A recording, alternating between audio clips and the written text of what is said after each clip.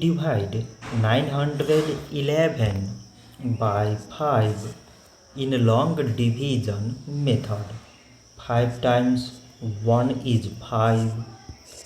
On subtracting we get 4. So now we put down this 1 and it is 41. 5 times 8 is 40. On subtracting we get 1.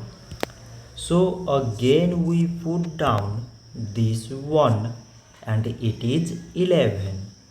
5 times 2 is 10. On subtracting we get 1. So again we have no any other number to put it down. So we take here decimal, so that we put 0. So it is 10 and 5 times 2 is 10. On subtracting we get 0. So 911 divided by 5 is 182 decimal 2. So this much for today and thanks for watching.